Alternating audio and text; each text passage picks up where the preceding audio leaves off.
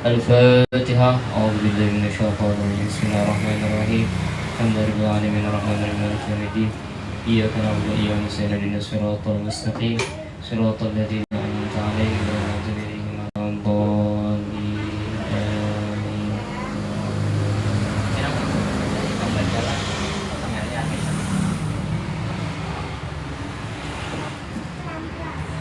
Bismillahirrahmanirrahim. Alhamdulillahirabbil alamin. Wassalatu wassalamu ala asyrafil anbiya'i wal mursalin sayyidina wa nabiyyina wa maulana Muhammadin wa ala alihi wa sahbihi ajma'in. Subhanallah, alhamdulillah, wa la ilaha illallah, wallahu akbar, wa la hawla wa la quwwata illa billahil aliyyil azim. Adada kulli harfin kutiba wa yuktabu abadal abidin wa daharud dahirin. Subhanaka la ilma lana illa ma 'allamtana innaka antal alimul hakim. Wa la hawla wa la quwwata illa billahil aliyyil azim. Rabbi shrah li sadri wa yassir li amri wa hlul 'uqdatam min lisani yafqahu qawli. Sudi lisani wa hdi qalbi bi haqqi sayyidina wa nabiyyina wa maulana Muhammadin sallallahu alaihi wasallam. Amma ba'du, fa inna asdaqal hadits kitabullah wa khairal hadi Muhammadin sallallahu alaihi wasallam. Syarrul umuri muhdatsatuha wa kullu muhdatsatin bid'ah wa kullu bid'atin dhalalah wa kullu dhalalatin finnar. Qala musannifu rahimahullahu taala wa nafa'ana wa bi ulum bidarin amin. Alhamdulillah kita bisa memulai kembali urutan kita di bulan Rajab, yaitu pembacaan hadis Tajwidus Shorih atau Mukhtasar Sahih Bukhari.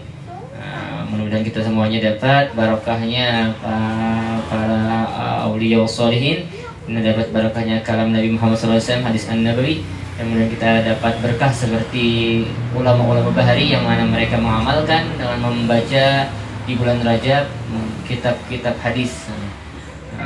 Kalau di sebagian pondok, sebagian tempat itu ada yang membaca hadis Bukhari. Karena kita terlalu banyak hadis Bukhari 4 juz, jadi kita seperti di pondok pesantren atau Kelampayan juga membacanya Tajwidus Shorih, dan dapat berkah hadis Nabi belakang. Amin.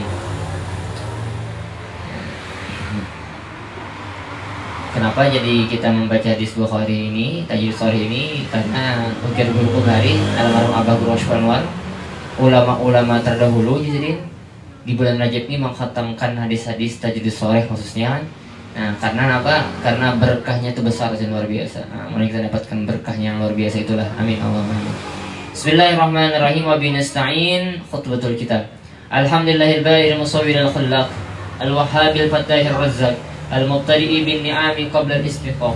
Salatu wa salamu ala rasulil ladzi ba'atha liyutammima makarimal akhlaq wa faddalahu ala kafatil makhluqin ala al-itlaq hatta faqa jami'al baraya fil afaq. وعلى آله الكرام الموصوفين بكثرة الإنفاق وعلى أصحابه أهل الطاقة والوفاق صلاة دائمة مستمرة بالعيش والإشراق. أما بعد، فاعلم أن كتاب الجامع الصحيح للإمام الكبير الأوحاد مقدم أصحاب الحديث أبي عبد الله محمد بن إسماعيل بن إبراهيم البخاري رحمه الله تعالى من أعظم الكتب المصنفة في الإسلام وأكثرها فوائدا، إلا أن الأحاديث المتكررة فيه متفرقة في الأبواب، وإذا أراد الإنسان أن ينظر الحديث في أي باب لا يكاد يهتدي إليه إلا بعد جهد وطول فتش.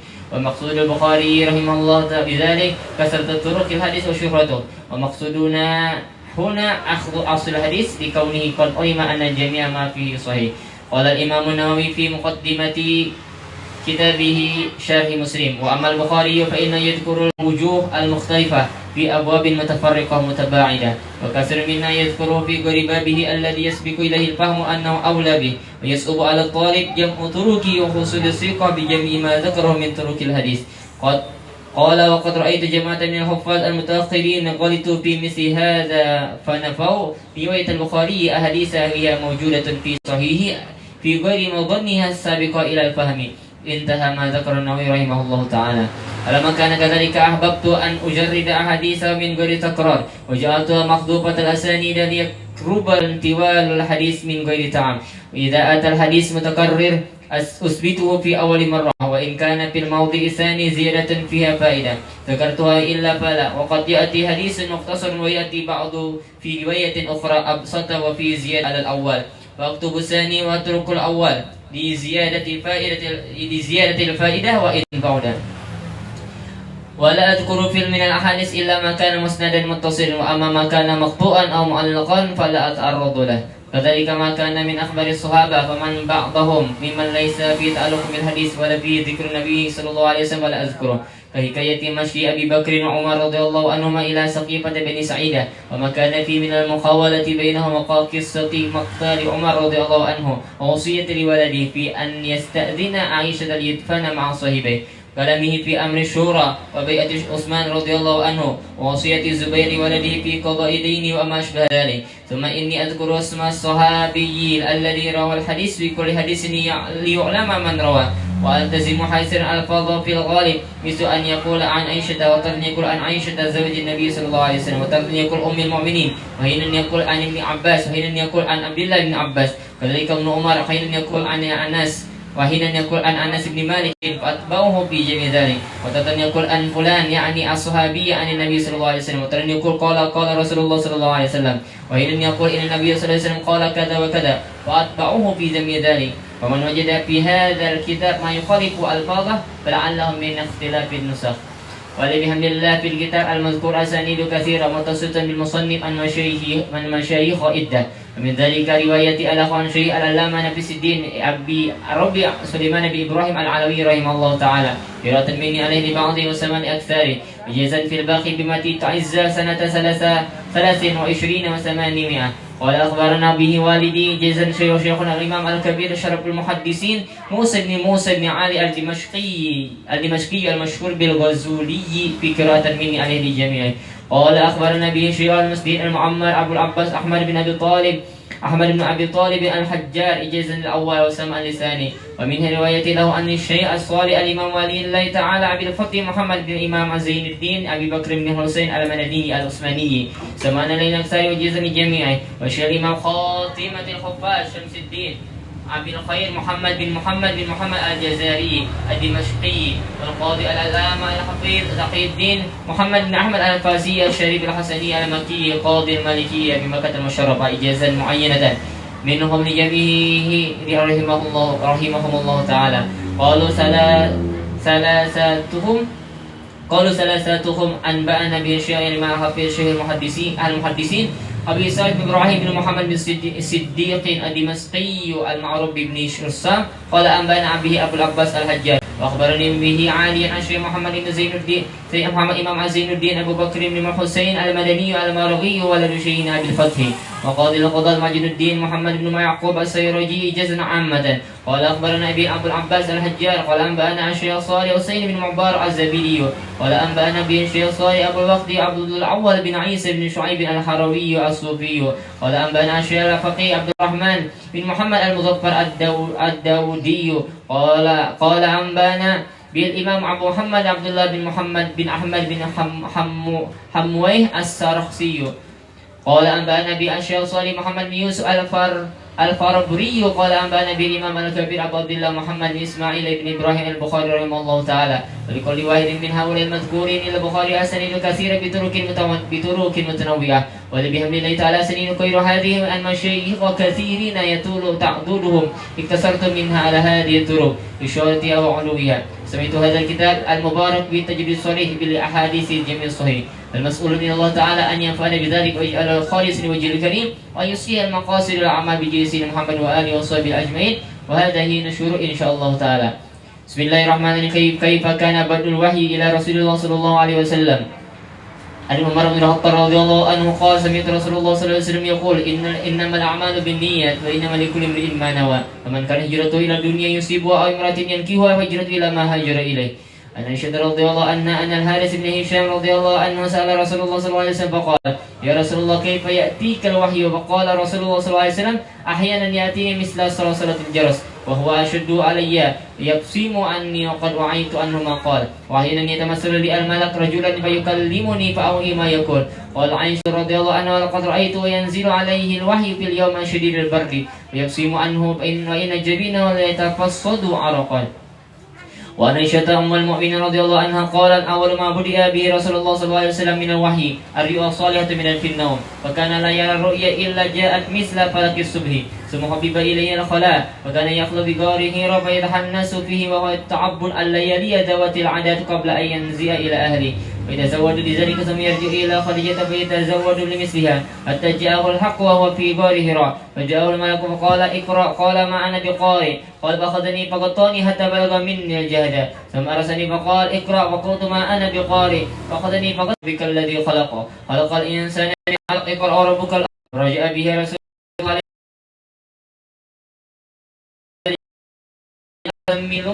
زملوني فزملوه حتى ذهب عنه الروع وقال لي خالد وأخبرها الخبر لقد خشيت على نفسي فقال خديجة كلا والله ما يخزيك الله أبدا إنك لتسيل الرحيم وتحمل الكلا وتكسب المعدوم وتقضي الضيف وتعين على نائب الحق فانطلقت به خديجة حتى أتت به ورقة بن نوفل بن أسد بن عبد العزى بن عم خديجة وكان امرأ قد تنظرت خديجة يا ابن عمي اسمع من ابن أخيك فقال له ورقة يا ابن أخي ماذا ترى فأخبره رسول الله صلى الله عليه وسلم خبر ما رأى قال له ورقة هذا الناموس الذي نزل الله على موسى يا ليتني فيها جزاء ليتني أكون هيا إذ يخرجك قومك فقال رسول الله صلى الله عليه وسلم أو مخرجيهم قال نعم لم يأتي رجل قط مثلي بمثل ما جئت به إلا عودي وإن يدركني يومك أنصرك نصرا مؤزرا ثم لم أنشب ورقة أن توفي وفتر الوحي عن جابر بن عبد الله الأنصاري رضي الله عنهما وهو يحدث عن فترة الوحي فقال في حديثي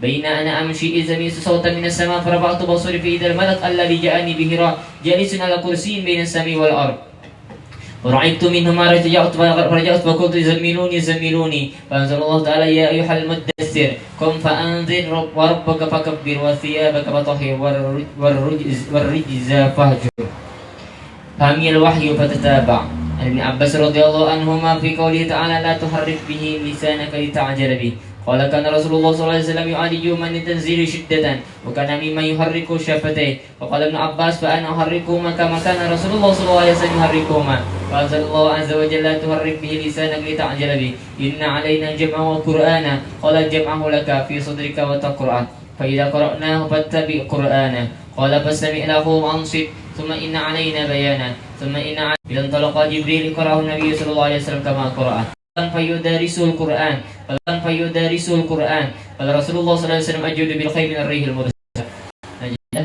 sifat para nas ya. Rasulullah itu adalah makhluk yang paling pemurah. Makanya dikatakan kan ada dalam kalam ulama kan as-sakhi habibullah walau kana jahilan wal bakhil aduwullah walau kana aliman. Itu betul tuh. Karena orang yang mengikuti Nabi itu pasti menjadi kasih Allah. Karena disebutkan Rasulullah itu ajwadun manusia yang paling pemurah. Bahkan ajwadu mayakun fi Ramadan. Dan Rasulullah yang paling pemurah. Rasulullah itu pemurah ya lah. Tapi lebih pemurah lagi di bulan Ramadan. Rajab disampaikan di panjang umur kita sampaikan Ramadan. Karena apa? Karena amal kita kadang memulai di bulan Rajab ini dengan beribadah, maka mustahil kita bisa memulai ibadah di bulan Sya'ban apalagi di Ramadan. Disebutkan oleh para ulama kan syahrullah ar-rajab syahrullah kan ar-rajab syahrullah ay syahrul istighfar ya. Bulan Rajab itu bulannya Allah, asalnya apa? Bulan istighfar. Banyak istighfar kita bulan Rajab ini. Wa sya'banu syahri ya Nabi. Sya'ban itu adalah bulannya aku ya Nabi. Artinya syahrus sholati ala Nabi. Bulan yang banyak kita memperbanyak berselawat kepada Nabi. Wa ramadhanu syahrul ummati ya Nabi. Di Ramadan itu ada bulannya umatku, maksudnya apa? Di bulan yang dimana syahrul Rajab ay syahrul zar'i ya. Bulan Rajab itu bulannya menanam. Artinya kita menanam benih, ibadah kita dimulai di bulan Rajab ini. Wa sya'banu syahrul hasad syahrul syaqi. Sya'ban itu adalah bulannya kita menyiram. Artinya kita menanam di bulan Rajab, menyiram itu di bulan Sya'ban. Wa ramadhanu syahrul hasad. Dan bulan Ramadan itu adalah bulan yang memetik. Jadi kita menanam di bulan Rajab, menyiram di bulan Sya'ban, memetik pahalanya itu di bulan Ramadan. Artinya kita mustahil kita bisa beribadah di bulan Sya'ban Ramadan tanpa kita memulai itu di bulan Rajab ini. Makanya mudah-mudahan Allah Ta'ala memberikan taufik hidayah kita untuk beribadah di bulan Rajab ini dan seterusnya di bulan Sya'ban dan di bulan Ramadan. Amin Allahumma amin. Makanya kan apa ya? Hina yalqahu Jibril, ketika menemui Jibril itu Nabi Muhammad itu paling wahyu luar biasa. Bahkan yalqahu fi kulli lailatin min Ramadan, dan Nabi setiap terus, makanya kita tadarus bisa dilanjutkan bacaan yang sebelumnya. Nah itu ngaran tadarus. Kalau masing-masing baca itu bukan tadarus, itu baca biasa ya. Tapi yang ngaran tadarus itu adalah si membaca, si meneruskan itu tadarus ngarannya. Nah itu gawean Nabi dengan Sayyidina Jibril. Dan kita kadang menghilangkan lah sunnahnya itu, kebiasaan kita di kampung gitu ya lah. Nah, kan itu adalah gawean Nabi. Pada Rasulullah SAW ajwadu bil khairi min ar-rihil mursalah. Rasulullah SAW itu beliau lebih pemurah dengan kebaikan melebihi angin yang bertiup. Angin yang bertiup itu gratis kan? Nyaman benar. Nah, cepat benar. Nah, Rasulullah lebih daripada itu. Nah, wa anhu radhiyallahu anhu, baca ya.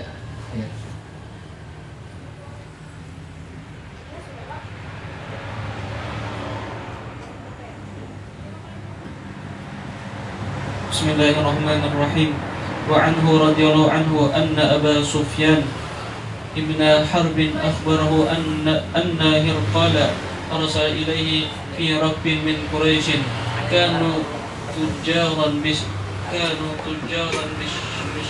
fil muddadi allati kana Rasulullah sallallahu alaihi wasallam madda fiha Aba Sufyan wa kafara Quraisy fa'atahu waham بإلياء فدعاهم وحوله عزماء الروم ثم دعاهم فدعا بالترجمان فقال أيكم أقرب نسبا بهذا الرجل الذي يزعم أنه نبي. قال أبو سفيان فقلت أنا أقربهم. فقال أدثوه مني وقربوا أصحابه فاجعلوهم عند ظهري. ثم قال لترجمانه كلهم إني سائل هذا عن هذا الرجل فإن كذبني فكذبوه فوالله لولا الحياء من أن يأثروا علي كذبا لكذبت عنه. ثم كان أول ما سألني عنه أن قال كيف نسبه فيكم. قلت هو فينا ذو نسب. قال فهل قال هذا القول منكم أحد قط من قبله. قلت لا. قال فهل كان من آبائه من مالك. قلت لا. قال فأشرف الناس اتبعوه أم ضعفاؤهم. قلت ضعفاؤهم. قال أيزيدون أم ينقصون. قلت بل يزيدون. قال فهل يرتد أحد منهم سخطة لدينه بعد أن يدخل فيه. قلت لا. قال فهل تتهمونه بالكذب قبل أن يقول ما قال. قلت لا. قال فهل يغدر. قلت لا ونحن منه في مدة لا ندري ما هو فاعل فيها ولم يمكنني كلمة أدخل فيها شيئا غير هذه الكلمة. قال فهل قاتلتموه. قلت نعم. قال فكيف كان قتالكم إياه. قلت الحرب بيننا وبينه سجال ينال منا وننال منه. قال فماذا يأمركم. قلت يقول اعبدوا الله وحده ولا تشركوا به شيئا واتركوا ما كان يعبد آباؤكم ويأمرون بالصلاة والصدق والعفاف والصلة.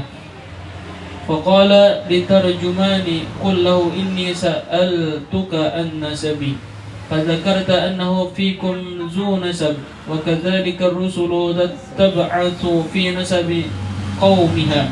وسألتك هل قال أحد منكم هذا القول قبله فذكرت أن لا. فقلت لو كان أحد قال هذا القول قبله لقلت رجل يتأسى بقول قيل قبله. وسألتك هل كان في آبائه من مالك فذكرت أن لا. فقلت لو كان من آبائه من مالك. فقلت رجل يطلب ملك أبيه. وسألتك هل كنتم تتهمونه بالكذب قبل أن يقول ما قال فذكرت أن لا. فقد أعرف أنه لم يكن ليذر الكذب على الناس ويكذب على الله. وسألتك أشرف الناس اتبعوه أم ضعفاؤهم، فذكرت أن ضعفاؤهم اتبعوه وهم أتباع الرسل. وسألتك أيزيدون أم ينقصون، فذكرت أنهم يزيدون. وكذلك أمر الإيمان حتى يتم. وسألتك أن يرتد أحد سخطة لدينه بعد أن يدخل فيه، فذكرت أن لا. وكذلك الإيمان حين تخالط بشاشته القلوب. وسألتك هل يغدر، فذكرت أن لا. وكذلك الرسل لا تقدر. وسألتك بما يأمركم، فذكرت أنه يأمركم أن تعبدوا الله وحده ولا تشركوا به شيئا، وينهاكم عن عبادة الأوثان، ويأمركم بالصلاة والصدق والعفاف. فإن كان ما تقول حقا فسيملك موضع قدمي هاتين، وقد كنت أعلم أنه خارج لم أكن أظن أنه منكم، ولو أعلم أني أخلص إليه لتجشمت لقاءه، ولو كنت عنده لغسلت عن قدمي. ثم دعا بكتاب رسول الله صلى الله عليه وسلم الذي بعث به دحيته إلى عظيم بصرى، فدفعه إلى هرقل فقرأه، فإذا فيه بسم الله الرحمن الرحيم من محمد عبد الله ورسوله إلى هرقل عظيم الروم، سلام على من اتبع الهدى. أما بعد، فإني أدعوك بدعاية الإسلام، أسلم تسلم يؤتك الله أجرك مرتين، فإن تولي فإن عليك اسم اليريس. ويا أهل الكتاب تعالوا إلى كلمة سواء بيننا وبينكم أن لا نعبد إلا الله ولا نشرك به شيئا، ولا يتخذ بعضنا بعضا أربابا من دون الله. فإن تولوا فقولوا اشهدوا بأننا مسلمون. قال أبو سفيان، فلما قال ما قال وفرغ من قراءة الكتاب كثر عنده السخاب وارتفعت الأصوات وأخرجنا. فقلت لأصحابي لقد أمر ابن أبي كبشة إنه يخاف ملك بني الأصفر، فما زلت موقنا أنه سيظهر حتى أدخل الله علي الإسلام. وكان ابن الناتور صاحب إيلياء وهرقل استفاء على نشار الشأم، يحدث أن هرقل حين قدم إيلياء أصبح خبيث النفس، فقال له بعد بطارقته قد استنكرنا هيئتك. هال بن الناتور، وكان هرقل هزاء ينظر في النجوم، فقال لهم حين سألوه إني رأيت الليلة حين نظرت في النجوم أن ملك الختان قد ظهر، فمن يختتن هذه الأمة؟ قالوا ليس يختتن إلا اليهود، فلا يهمنك شأنهم، واكتب إلى مدائن ملكك فيقتل من فيهم من اليهود. فبينما هم على أمرهم أتيا هرقل برجل أرسل به ملك غسان يخبر عن خبر رسول الله صلى الله عليه وسلم. فلما استخبره هرقل قال اذهبوا فانظروا أم مختتن هو أم لا. فنظروا إليه فحدثوه أنه مختتن، وسألوه عن العرب فقال هم يختتنون. فقال هرقل هذا ملك هذه الأمة قد ظهر. ثم كتب هرقل إلى صاحب له برومية وكان نظيره في العلم، وسار هرقل إلى حمر فلم يرم همس حتى أتاه كتاب من صاحبه يوافق رأي هرقل على خروج النبي صلى الله عليه وسلم وأنه نبي، فأذن هرقل لعظماء الروم في تذكرة له بحمص، ثم أمر بأبوابها فغلقت، ثم طلق فقال: يا معشر الروم، هل لكم في الفلاح والرشد وأن يثبت ملككم mulkukum mulkukum ملككم فتبايعوا هذا الرجل، فحاصوا حيصة همر الوحش إلى الأبواب فوجدوها قد غلقت، فلما رأى هرقل نفرتهم وإياس من الإيمان قال: ردوهم علي. وقال: إني قلت مقالتي آنفا أختبر بها شدتكم على دينكم فقد رأيت، فسجدوا له ورضوا عنه، فكان ذلك آخر شأن هرقل. خلاص lanjut.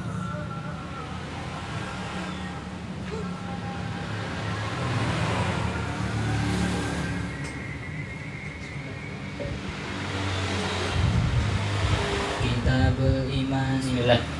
Bismillahirrahmanirrahim. Kitabul Iman.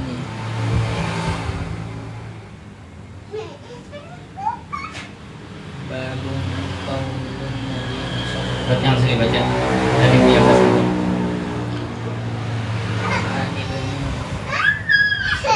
alaihi wasallam radhiyallahu anhu qala Rasulullah sallallahu alaihi wasallam buniyal Islamu ala khamsin syahadati an la ilaha illallah wa anna Muhammadan Rasulullah wa iqamis shalah wa ita'iz zakah wal haji wa shaumi ramadan. An Abi Hurairah radhiyallahu anhu an Nabi sallallahu alaihi wasallam qala al-imanu bid'un wa sittuna syu'batan wal haya'u syu'batun minal imani. An Abdillah ibni Al-Mu'in radhiyallahu anhuma an Nabi sallallahu alaihi wasallam qala al-muslimu man salima al-muslimuna min lisanihi wa yadihi wal muhajiru man hajara ma nahallahu anhu. An Abi Musa radhiyallahu anhu qala qalu ya Rasulullah ayyul islami afdalu qala man salimal muslimuna min lisanihi wa yadihi. Nah, yang baca Nabi ini. Kita perhatikan. Ini yang kita mungkin kita ini orang Islam cuman bukan menjadi orang Islam yang masih paling afdal. Rasulullah SAW pernah berkata, para sahabat bertanya, ya Rasulullah, ayyul islami afdal? Wahai Rasulullah, apa Islam yang paling afdal? Orang tuh dikatakan Islam yang paling afdal, Islamnya apa? Artinya bahasanya tingkatan orang tuh dikatakan Islam yang paling baik. Apa tolak ukurnya orang tuh dikatakan Islam yang paling baik? Jar Nabi, ini dari Nabi lah, bukan dari aku, bukan dari kata ulama, ini dari sumbernya ilmu. Itu Rasulullah SAW kan dikatakan ana madinatul ilmi, aku godongnya ilmu aja. Wa aliyun babadan Sayyidina Ali adalah pintunya. Nah, apa aja Nabi yang mempunyai godongnya ilmu nih? Nah, kanzul ilmi ada dalam diri Nabi, bendahara ilmu ada diri Nabi. Apa aja Nabi? Al-man salimal muslimuna min lisanihi wa yadihi. Orang yang Islam paling afdal, terbaik, orang terbaik itu adalah orang yang selamat orang muslim yang lain. Man salimal muslimuna min lisanihi wa yadihi, dari lisannya, dari omongannya, wa yadihi, dan dari tangannya. Artinya apa? Orang yang kadang mengganggu orang lain meskipun dengan mulutnya ataupun dengan anggota tubuhnya. Artinya orang yang Islam, wujud Islam itu ada yang kadang ketika mengganggu orang.